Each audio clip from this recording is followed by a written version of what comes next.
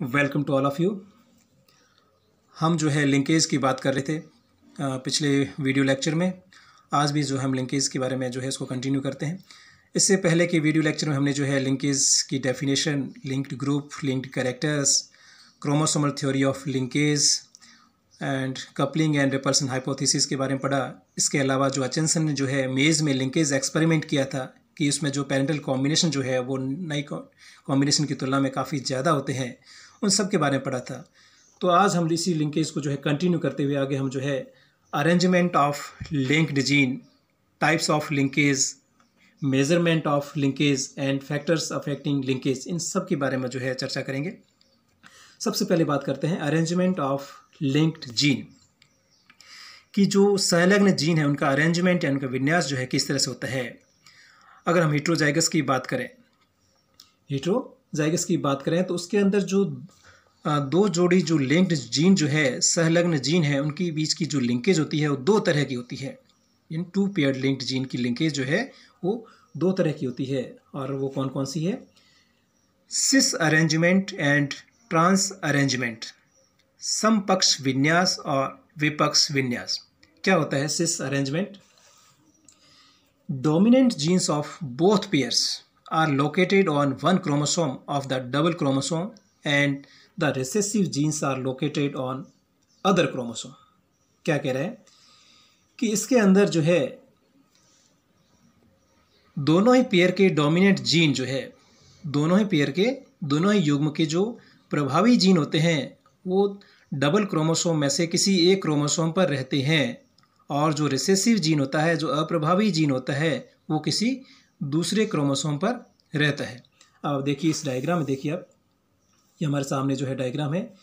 क्या कह रहा है कि डबल क्रोमोसोम में से किसी एक क्रोमोसोम पर, यानी दोनों पेयर के जो डोमिनेंट जीन जो है या फिर रिसेसिव जीन है वो अलग अलग क्रोमोसोम पर है। अब देखिए कि ये डबल क्रोमोसोम, इस डबल क्रोमोसोम में जो है दोनों ही डोमिनेंट जीन इस होमोलोगस क्रोमोसोम में से किसी एक क्रोमोसोम पर है। इसी तरह से रिसेसिव जीन जो है वो किसी दूसरे क्रोमोसोम पर है। तो यहाँ पर जी है, देखिए आप कि जो है कैपिटल ए और कैपिटल बी दोनों ही डोमिनेंट है, वो एक क्रोमोसोम पर है। इसी तरह से रिसेसिव जीन जो है स्मॉल ए और स्मॉल बी जो है वो दूसरे क्रोमोसोम पर है। तो इस तरह जो है का अरेंजमेंट जो क्या कहलाता है? सिस अरेंजमेंट या फिर समपक्ष विन्यास या सिस हेटेरोजाइगोटस भी कहलाता है। उसके बाद हम देखते हैं ट्रांस अरेंजमेंट, विपक्ष विन्यास। क्या कहते हैं कि dominant gene of one pair and recessive gene of other pair are located on one chromosome and recessive gene of first pair and dominant gene of second pair are located on the other chromosome. अब देखिए कि एक pair का dominant gene और दूसरे pair का recessive gene, एक pair का डोमिनेंट जीन और दूसरे पेयर का रिसेसिव जीन जो है एक क्रोमोसोम पर रहते हैं। इसी तरह से फर्स्ट पेयर का दूसरे क्रोमोसोम पर, फर्स्ट पेयर का जो रिसेसिव जीन और सेकंड क्रोमोसोम का डोमिनेंट जीन जो है वो दूसरे क्रोमोसोम पर रहता है। इस तरह के जो अरेंजमेंट को कहते हैं ट्रांस अरेंजमेंट। यहाँ पर देखिए कि डोमिनेंट जीन दोनों ही जो है एक ही क्रोमोसोम पर नहीं है, एक डोमिनेंट है, दूसरे का रिसेसिव है। इसी तरह से दूसरे में पहले का जो है रिसेसिव है और दूसरे का डोमिनेंट है। तो यह विन्यास जो क्या कहलाता है? विपक्ष विन्यास या फिर जो है ट्रांस हेटेरोजाइगोटस कहलाता है। तो ये जो है इस तरह से लिंक्ड जीन के बीच में सिस अरेंजमेंट और ट्रांस अरेंजमेंट पाई जाती है। अब हम बात करते हैं सिंबल्स ऑफ लिंक्ड जीन, किस तरह से उसको जो है सिंबॉलिक लैंग्वेज में लिखा जाता है कि linkage the genes on the same chromosomes are written together and the genes on homologous chromosome are separated by oblique line. यानी एक ही क्रोमोसोम पर पाए जाने वाले जो जीन हैं, चाहे वो डोमिनेंट हो चाहे रिसेसिव, उसको एक साथ लिखा जाता है। और जो होमोलोगस क्रोमोसोम का जो दूसरा क्रोमोसोम है, उस क्रोमोसोम के जीन को पहले क्रोमोसोम के जीन से सेपरेट करने के लिए उनके बीच में एक ऑब्लिक लाइन जो है, ऑब्लिक लाइन इस तरह से जो है रखी जाती है। अब आप देखिए सिस अरेंजमेंट या ट्रांस अरेंजमेंट, देखिए कि सिस अरेंजमेंट इसमें जो है फर्स्ट क्रोमोसोम पर दोनों ही डोमिनेंट जीन है, तो हमने जो है यहाँ पर क्या कर दिया कि इस फर्स्ट क्रोमोसोम के जीन को जो है एक साथ लिख दिया। इसी तरह से सेकंड क्रोमोसोम के जीन को भी हमने जो है इस तरह से एक साथ लिख दिया यहाँ पर। और अब एक क्रोमोसोम के जीन को दूसरे क्रोमोसोम के जीन से सेपरेट करने के लिए यहाँ पर हमने बीच में क्या कर दिया, एक ऑब्लिक लाइन रख दी यहाँ पर, यानी ऑब्लिक लाइन द्वारा दोनों क्रोमोसोम के जीन को हमने सेपरेट कर दिया। इसी तरह से ट्रांस अरेंजमेंट को देख लीजिए कि यहाँ पर जो है कैपिटल ए और small b, capital A small b चूँकि एक ही क्रोमोसोम पर इसलिए इसको साथ रख दिया और इसको दूसरे क्रोमोसोम से जो है ऑब्लिक लाइन के द्वारा सेपरेट कर दिया और सेकंड क्रोमोसोम के जो जीन जो है स्मॉल ए और कैपिटल बी इसको हमने जो है साथ रख दिया। तो इस तरह से सिंबॉलिक लैंग्वेज में हमने लिंक्ड जीन को हम जो है लिखते हैं। अब हम बात करते हैं टाइप्स ऑफ लिंकेज या लिंकेज के प्रकार। लिंकेज के प्रकार को जो हम टेस्ट क्रॉस के रिजल्ट के बेसिस पर हम उसको जो है शो करते हैं कि जब F1 प्रोजेनी का जो F1 हिट्रोजाइगस का जो है हिट्रोजाइगस होता है, उस F1 प्रोजेनी का जब हम टेस्ट क्रॉस करवाते हैं या होमोजाइगस रिसेसिव प्लांट से जब क्रॉस करवाते हैं तो उस क्रॉस में F2 जनरेशन में जो न्यू कॉम्बिनेशंस कितने बनते हैं उस कॉम्बिनेशन के बेसिस पर लिंकेज को जो है हम दो पार्ट में जो है दो भागों में जो है डिवाइड करते हैं, complete linkage and incomplete linkage, पूर्ण सहलग्नता और अपूर्ण सहलग्नता। अब कंप्लीट लिंकेज को देखते हैं क्या होती है कंप्लीट लिंकेज, कि when linked gene are inherited in their parental combination for 2 or more generation it is called complete linkage. Here the crossing over is absent and new combinations are not found. पूर्ण प्रभाविता क्या होती है कि यदि कोई linked gene जो है अपने पेरेंटल कॉम्बिनेशन में 2 या 2 से अधिक पीढ़ियों तक वंशागत होता रहे इसी तरह से, तो इसको हम कहते हैं कंप्लीट लिंकेज। क्या होता है कि कोई संलग्न जीन जो है 2 या अधिक पीढ़ियों तक अपने पेरेंटल कॉम्बिनेशन में ही जो है वंशागत होता रहे, इनहेरिटेड होता रहे, तो उसको हम पूर्ण प्रभाविता, पूर्ण जो है संलग्नता कहते हैं। और यहाँ पर जो है जीन एक्सचेंज या क्रॉसिंग ओवर एब्सेंट होता है और नए कॉम्बिनेशन जो है यहाँ पर बिल्कुल भी नहीं बनते हैं। हालांकि ये कंप्लीट लिंकेज एक रेयरली जो है पाया जाता है, बहुत ही दुर्लभ होता है। एग्जाम्पल देखें तो मेल ड्रोसोफिला जो है उसके अंदर 4th क्रोमोसोम पर जो है एक बेंट विंग B+ जीन पाया जाता है और इसी तरह से शेवन ब्रिस्टर्स जो है SVN जीन पाया जाता है। ये जीन जो है आपस में क्या करते हैं, कंप्लीट लिंकेज शो करते हैं, दर्शाते हैं।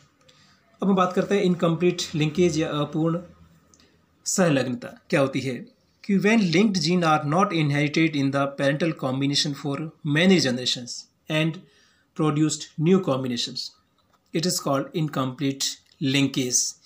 कि जब कोई जो है लिंक्ड जीन जो है कई पीढ़ियों तक अपने पेरेंटल कॉम्बिनेशंस को बनाए नहीं रखती है, पेरेंटल कॉम्बिनेशन में इनहेरिटेड नहीं होती है और उसमें जो है नए कॉम्बिनेशन आ जाते हैं, तो क्या होता है, उसको हम कहते हैं अपूर्ण सहलग्नता, इनकम्प्लीट लिंकेज।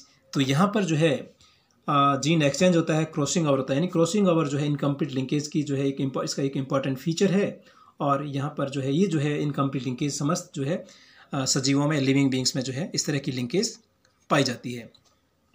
तो ये 2 तरह की लिंकेज होगी, कंप्लीट और इनकम्प्लीट लिंकेज।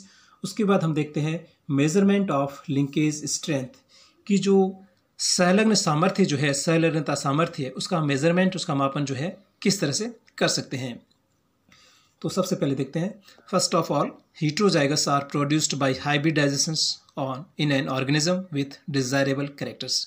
जो डिजायरेबल कैरेक्टर्स वाले जो है ऑर्गेनिज्म जो है उनके बीच में जो है हाइब्रिडाइजेशन या संकरण करवाया जाता है और heterozygous प्रोड्यूस किए जाते हैं सबसे पहले।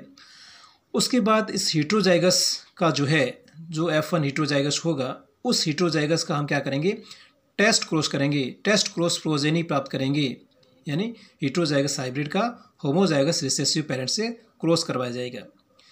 उसके बाद क्या होगा, इस क्रॉस में जो है जो प्रोजेनी प्राप्त होगी उस प्रोजेनी को हम जो है फिनोटिपिक बेसिस पर, यानी जो है लक्षण प्ररूपी अनुपात, लक्षण प्ररूप के आधार पर जो है हम देखेंगे कि उसमें पेरेंटल कॉम्बिनेशन कितने हैं और न्यू कॉम्बिनेशन कितने हैं।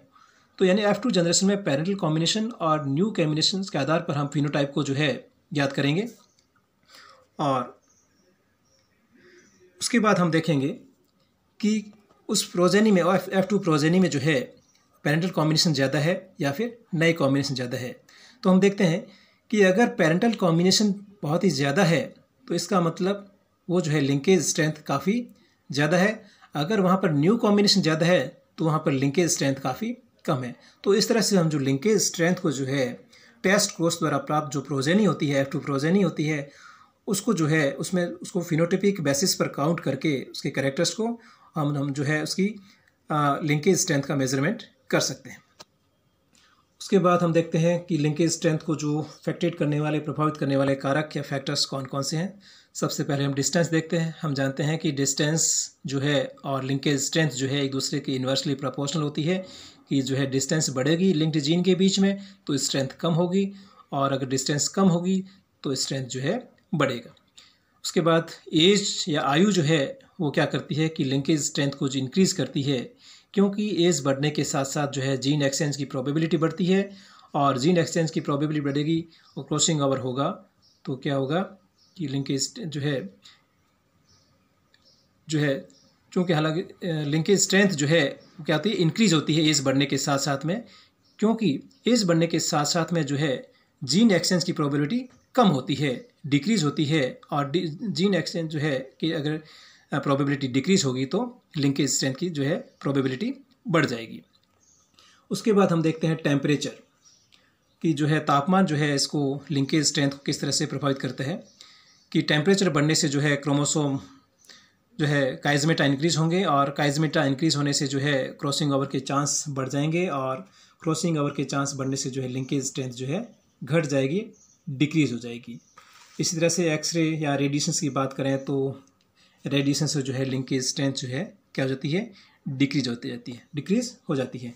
तो इस तरह से डिस्टेंस जो है बढ़ने से लिंकेज स्ट्रेंथ जो है कम होती है, और एज बढ़ने से जो है लिंकेज स्ट्रेंथ जो है बढ़ती है, क्योंकि यहाँ पर जो है जीन एक्सचेंज की प्रोबेबिलिटी कम हो जाती है। इसी तरह से टेम्परेचर इंक्रीज होने से जो है लिंकेज स्ट्रेंथ डिक्रीज होता है, और एक्सरेज या रेडिएशंस देने से जो है लिंकेज स्ट्रेंथ जो है डिक्रीज हो जाती है। अब हम इम्पोर्टेंस देखते हैं लिंकेज की, कि लिंकेज का महत्व क्या है। Linkage minimize the variations that occur during gamete formation. युग्मक निर्माण के समय जो है जो विभिन्नताएं पाई जाती है उसको लिंकेज मिनिमाइज करता है। इसके अलावा जो है लिंकेज के द्वारा क्या हम जानते हैं कि कभी कभार जो है क्वांटिटेटिव कैरेक्टर्स जो होते हैं वो क्वालिटेटिव कैरेक्टर्स वेरिएबल्स के साथ में क्या लिंक्ड रहते हैं, यानी मात्रात्मक लक्षण जो है गुणात्मक लक्षण के साथ में संलग्न रहते हैं। तो हम जो है हाइब्रिडाइजेशन प्रयोग के द्वारा, लिंकेज एक्सपेरिमेंट के द्वारा किसी में जो है क्वालिटी ज़्यादा अच्छी होगी तो किसी में जो है क्वांटिटी ज़्यादा अच्छी होगी, तो इन दोनों के लिंक के द्वारा जो है हम एक बेटर क्वालिटी का जो है उसको प्राप्त कर सकते हैं। और इस तरह से लिंकेज के द्वारा जो है हम एक जो है इसका जो है सिलेक्शन में यूज़, नेचुरल सिलेक्शन में कर सकते हैं, या फिर जो है आर्टिफिशियल सिलेक्शन में जो है लिंकेज का यूज़ कर सकते हैं। तो ये हमारा जो लिंकेज टॉपिक कंप्लीट हुआ। Thank you for watching this video.